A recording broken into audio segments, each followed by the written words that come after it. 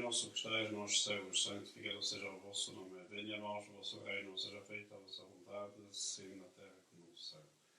O pão nosso de cada dia nos dai hoje, perdoai-nos as nossas dívidas, assim como nós perdoamos aos nossos devedores. E não nos deixes cair em tentação, mas livrai-nos do mal. Ave Maria, cheia de graça, o Senhor é convosco. Bendita sois vós entre as mulheres, e bendito é o fruto do vosso ventre, Jesus. Santa Maria, Mãe de Deus, rogai por nós, pecadores, agora e na hora da nossa morte. Amém. Glória ao Pai, ao Filho e ao Espírito Santo, como era no princípio, agora e sempre, e por todos os séculos dos séculos. Amém. Sagrado Coração de Jesus, Imaculado Coração de Maria, São Pio X, São José, em nome do Pai, do Filho e do Espírito Santo. Amém.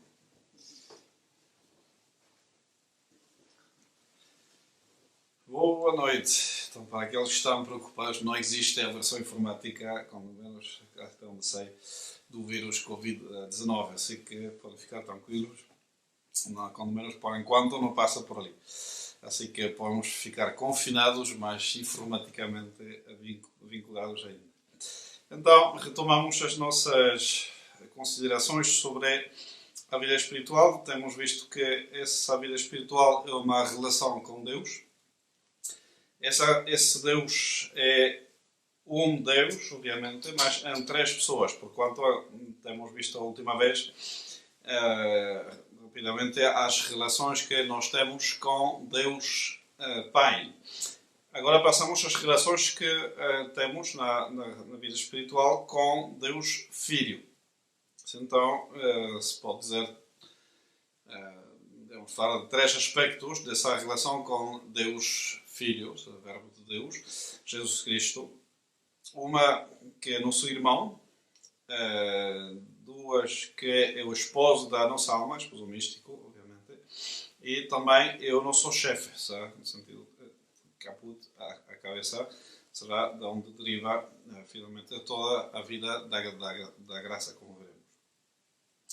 Então, primeiramente, essa relação com o Senhor Jesus Cristo, que é o irmão mais velho de uma família. Então, como já dissemos, obviamente, nosso Senhor Jesus Cristo é Filho único de Deus enquanto a geração natural, ou seja, que por natureza Ele é Deus, ou seja, a diferença nossa é que nós somos criaturas chamadas a sermos divinizadas pela graça santificante, mas não somos Deus nunca, obviamente, e participamos da vida e da natureza e da vida de Deus pela graça santificante, para a caridade, etc. Mas não somos Deus, obviamente. No entanto, é certo que nosso Senhor Jesus Cristo é chamado, pela Sagrada Escritura, o primogênito de uma multidão de irmãos. Então, se São Paulo diz isto na Epístola aos Romanos 8:29, não é por nada. Nosso Senhor Jesus Cristo também vai utilizar muitas vezes esta expressão de irmãos referente aos seus discípulos. A Magdalena, quando, após a ressurreição, ide aos meus irmãos e diz-lhes: eu vou para rumo ao meu Pai e vosso Pai, rumo ao meu Deus e vosso Deus. Então faz ao mesmo tempo chama de irmãos, ou seja, que reconhece essa, mas também faz a distinção meu Pai e vosso Pai, o qual significa bem esta distinção. Deus Pai é Pai de Jesus e o nosso Pai, mas não da mesma maneira. Então, nós somos irmãos, mas de uma forma analógica, não unívoca. Então, isso é importante. Também, uma consideração, nosso Senhor Jesus Cristo é nosso irmão do lado do Pai e do lado da Mãe também. Não apenas do lado de Deus Pai.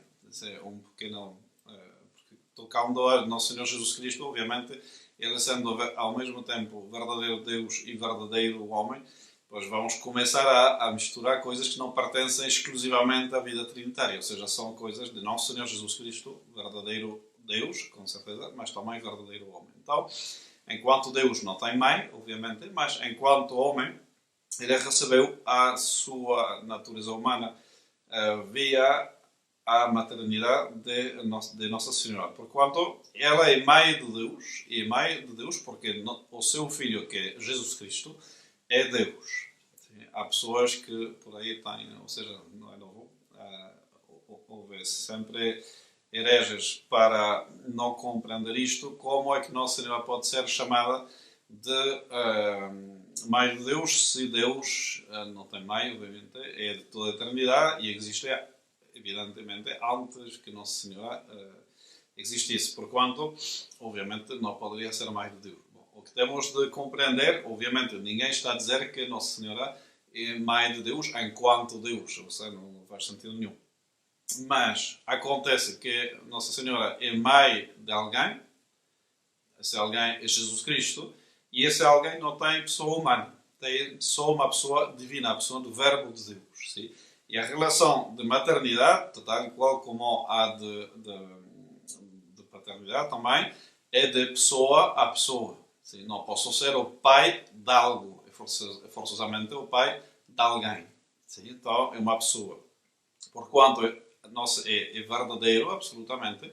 Aliás, foi o primeiro dogma definido, foi mesmo este, no Concílio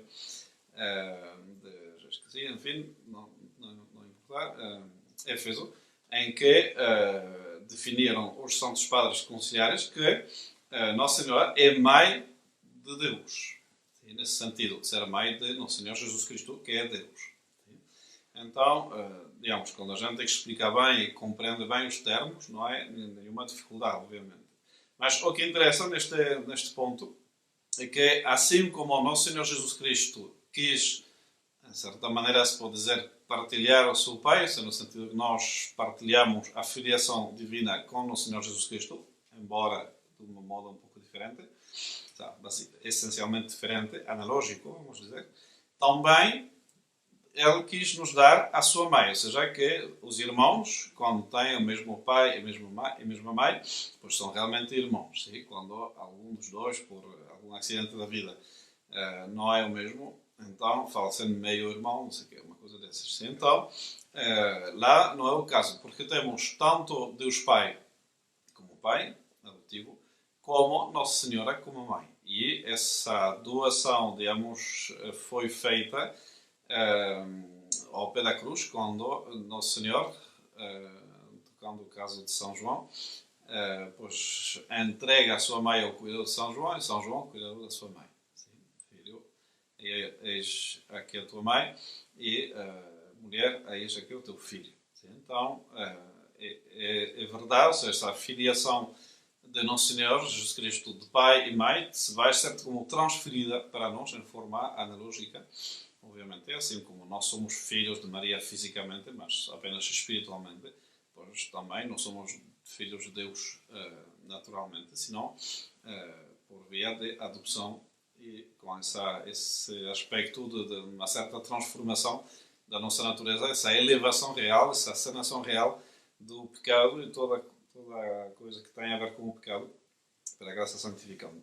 Então, a primeira relação, quando a gente reza a Nosso Senhor Jesus Cristo, quando meditamos a Nosso Senhor Jesus Cristo, considera isto. Sim, é Deus, mas Deus Filho, e para nós, então, Deus Irmão também. Sim, então, irmão das nossas almas. Outro aspecto que a revelação nos dá, porque, claro, as relações com Deus são, obviamente, muito, muito ricas, porquanto uma única expressão não chega para definir todo em que consiste. Porquanto, é por isso que a revelação vai tomar várias imagens. Esta, se calhar, é um pouco mais difícil de compreender do que a do irmão, porque é um pouco mais mística, digamos, menos real, no sentido de algo conhecido, algo que possamos comparar com a nossa vida. E então, a revelação apresenta-nos muitas vezes a nossa relação com o Nosso Senhor Jesus Cristo como uma união que se aparenta a um casamento, um matrimónio. Sim, ou seja, um matrimónio místico, obviamente. É São João Bautista, no Evangelho de segundo São João 3,29, que proclama oficialmente Nosso Senhor Jesus Cristo esposo das almas. Sim. E Nosso Senhor Jesus Cristo, ele também vai reclamar este título ante os discípulos de São João, justamente, em São Mateus 9:15, em que Nosso Senhor Jesus Cristo diz que essa famosa parábola do esposo e do amigo do esposo. Não? Então, um é o esposo, outros são os amigos do esposo, e evidentemente ele reclama para si o título de esposo. Sim? Então, é uma figura, obviamente, não tem nada de físico, mas vai tomar alguns aspectos do matrimónio para dar-nos a compreender pois, qual é o tipo de união que existe entre a nossa alma e Nosso Senhor Jesus Cristo. Há várias parábolas, ou seja, há do filho do rei que veio neste mundo para se unir com a humanidade, com as almas. Sim, então, em Mateus 22:2. O outro parábola, a das virgens, apresenta o estado de graça como um namoro divino contratado consigo cá embaixo e que depois da morte se consume nas bodas eternas no céu. Sim? Então, são analogias, obviamente. Sim? Não temos de tomar isto demasiado literal, mas é um pouco como há um período no casamento em que a gente já está a se preparar para o casamento, mas ainda não está casado, e depois casa e lá tem digamos, essa relação estável que se estabelece entre as duas pessoas, pois lá é um pouco a mesma coisa, no sentido de que nós, por enquanto, estamos num momento de união com Cristo em que não está a ser um facto consumado, ainda podemos pecar, podemos perdê-lo,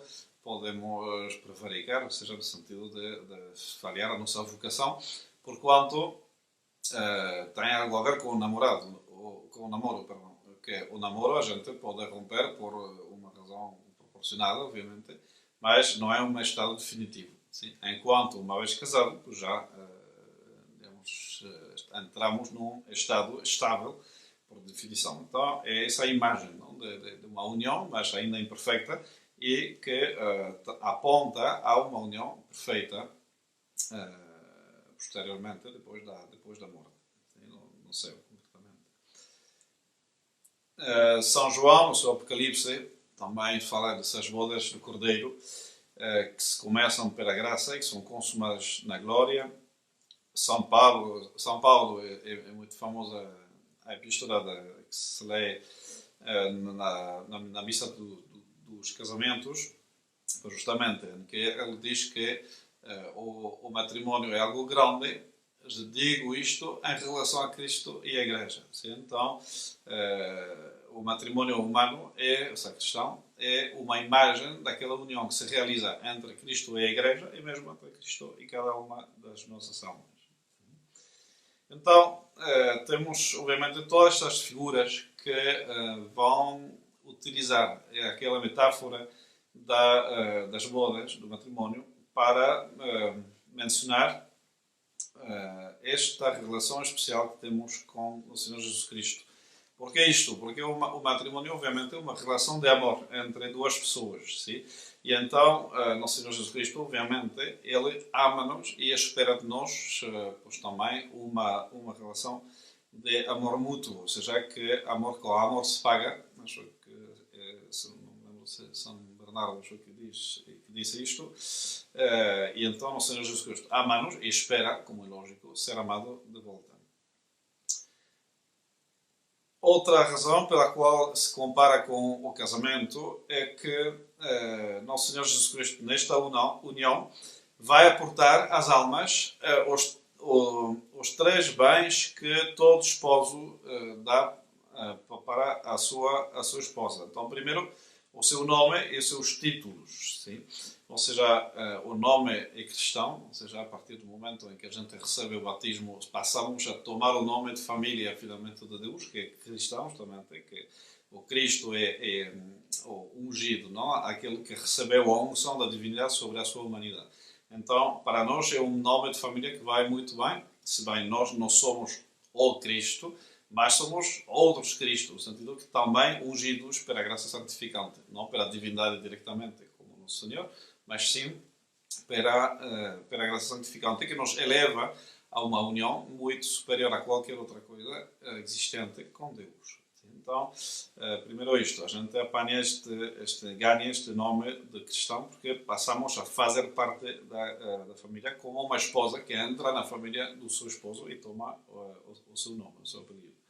E também títulos, ou seja, ao sermos filhos, já temos visto antes, que faz-nos herdeiros de Deus e co-herdeiros de nosso Senhor Jesus Cristo. Ou seja, a gente passa a ter um certo direito, não um direito absoluto, mas sim um direito porque Deus quis que seja mesmo assim. Então, a partir do momento em que Deus determinou que quem é batizado, quem tornasse o seu filho, tem direito a certas coisas, especialmente à felicidade eterna, sim? Então, obviamente, é mesmo assim. Ou seja, não é algo que se deva propriamente a nós, mas uma vez que Deus decidiu que fosse assim, é mesmo assim. Sim? Depois, um esposo dá os seus bens. Normalmente, pois, a esposa passa a viver na casa do seu esposo, que arca com a despesa da mulher e dos filhos. Sim? Então, o Senhor vai partilhar connosco todos os seus méritos e as graças que Ele ganhou na cruz. Sim? Ou seja, que esse tesouro de méritos infinitos que nosso Senhor Jesus Cristo angariou morrendo na cruz, também passam a ser nossos. Sim? Nós podemos dispor e beneficiar-nos dessas graças todas. Por isso, os sacramentos cristãos são justamente o meio em que o Senhor Jesus Cristo tem para aplicar aqueles méritos, que são uma espécie de reservatório, digamos, com água. Bom, mas essa água, para que chegue a cada uma das nossas almas, precisa de termos uma torneira que vai chegar até a nossa casa, sim, a nossa alma. Então, esse meio de chegar a cada um de nós são principalmente os sacramentos. E último ponto que o meu esposo dá para a sua esposa, que é o facto de poder gozar da sua companhia. E então, espiritualmente falando, tem essa união primeiro para a graça santificante e depois para a visão beatífica, sim, que se compara em forma lógica à união dos esposos. Sim. Então, o Cântico dos Cânticos, por exemplo, que pode parecer um texto um pouco curioso dentro da Bíblia, pois é uma imagem, uma analogia entre o amor que se têm os esposos e o amor de Deus e da alma, especialmente no Senhor Jesus Cristo com a nossa alma. Então, é de tomar, obviamente, não tem um sentido literal, ou seja, que seja aproveitável diretamente, é só uma analogia. Assim, o único texto que não se tem de tomar no sentido literal, primeiro, senão diretamente no sentido figurado. Sim, porque senão, obviamente, seria um pouco curioso ter este texto dentro da Bíblia. Termino com isto no Senhor Jesus Cristo. Além do mais, ou se calhar já é a hora, então vou deixar porque é importante, porque fala da Igreja, corpo místico de Cristo, e uma doutrina que está muito maltratada desde o concílio. Então, se calhar vou parar aqui, dada a hora, e veremos isto amanhã, então, se Deus quiser. Melhor. Se fazemos com mais tempo, mais calma, senão vou estar tentado de ir muito rápido sobre esta questão. Então vamos rezar e amanhã vemos essa união de nosso Senhor Jesus Cristo conosco, ou mais bem de nós com o Senhor Jesus Cristo como o nosso chefe, ou seja, principalmente falar um pouco da Igreja. Muito bem.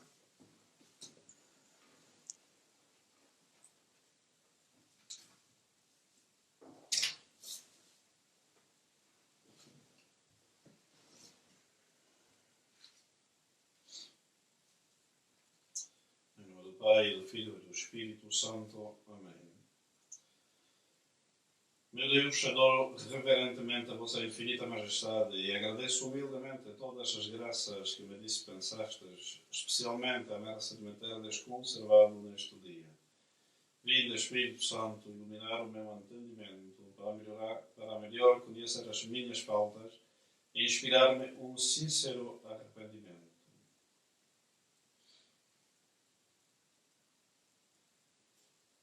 Fazemos um exame de consciência, já fazemos principalmente a caridade fraterna, os esforços que temos feito para convivermos em santa paz, ou talvez pelo contrário, que não temos feito para melhorar essa convivência forçada. São Paulo diz: suportai-vos uns aos outros. Então é o que nós temos de fazer. Também as nossas orações, temos tomado tempo para fazê-las bem, com boa qualidade de tempo, dando a preferência às orações sobre o resto de tudo. Temos alimentado a nossa vida espiritual mediante leituras boas, ou seja, que realmente serão capazes de alimentar a nossa fé, a nossa esperança, a nossa caridade. O uso do tempo, se não temos desperdiçado muito a ver filmes ou qualquer coisa do género que não interessa muito.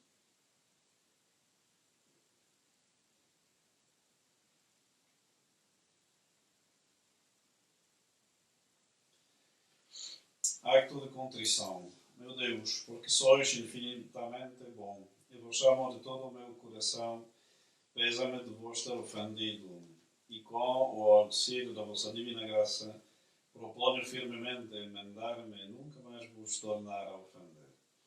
Peço e espero o perdão das minhas culpas, pela vossa infinita misericórdia. Amém. Santa Maria, Mãe de Deus, rogai por mim. Meu santo anjo da guarda, rogai por mim. Meu santo patrono, rogai por mim. Que o Senhor me abençoe e me preserve de todo o mal, e que as almas de todos os fiéis defuntos, pela misericórdia de Deus, repousem em paz. Amém. Lembrai-vos, ó Piíssima Virgem Maria, que nunca se ouviu dizer que alguns daqueles que têm recorrido à vossa proteção fosse por vós desamparado. Animado, pois, de igual confiança, ó Virgem das Virgens, e minha Mãe, a vós recorro e, gemendo sob o peso dos meus pecados, me prostro a vossos pés. Não desprezeis, ó Mãe de Deus, a minha súplica, mas ouvi-me e atendei-me favoravelmente. Amém. Oração a São José. Guarda e Pai das Virgens, São José, a cuja fiel proteção foram confiados Jesus Cristo, a mesma inocência, e Maria, a Virgem das Virgens. Em nome de Jesus e de Maria, esse duplo depósito que tão caro vos foi, vos rogo e suplico que me conserveis isento de toda a impureza, para que com o espírito puro e corpo casto sempre sirva fielmente a Jesus e a Maria. Amém. Santo anjo do Senhor, meu zeloso guardador, pois que a ti me confiou a piedade divina, hoje e sempre me governa, rege, guarda e ilumina. Amém. Terminarei dando-lhes a benção. Benedictio Dei omnipotentis, Patris et Filii et Spiritus Sancti, descendat super vos et maniat semper